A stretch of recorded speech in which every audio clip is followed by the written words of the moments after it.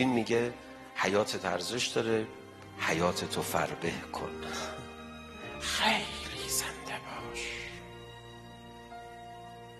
خیلی از حیات بهره ببر.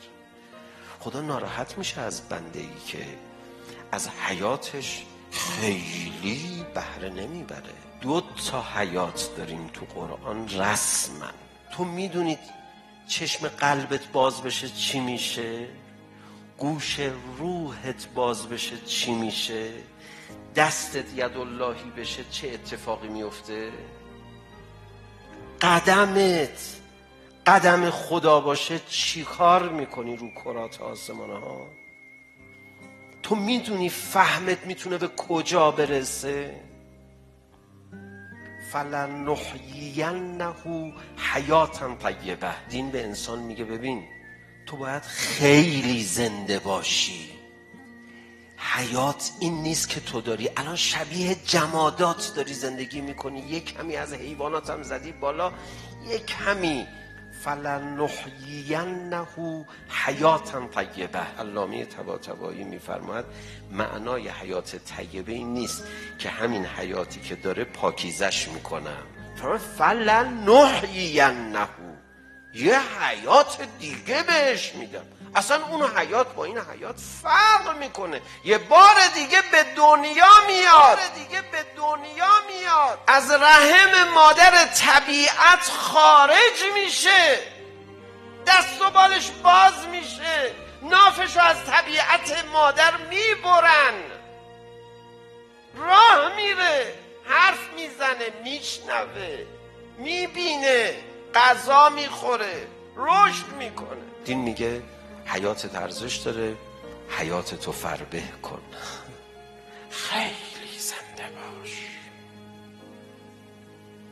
خیلی از حیات بهره ببر. خدا ناراحت میشه از بنده ای که از حیاتش خیلی بهره نمیبره. اول آیات قرآن دیدید میفرماد صم بکم عمی کورن کرن لالن. بله خب کور نیستیم الحمدلله، چون گفتید مؤمن بشه، تقوا داشته باشه، اولئک هم المفلحون، اینا رستگار میشن، بقیه صم بکم عمی. خب من حالا صم بکم عمی نیستم الحمدلله. چقدر چشمم بازه؟ چشمم میبینه. چقدر میبینه؟ چقدر گوشم میشنوه؟ چقدر زندم؟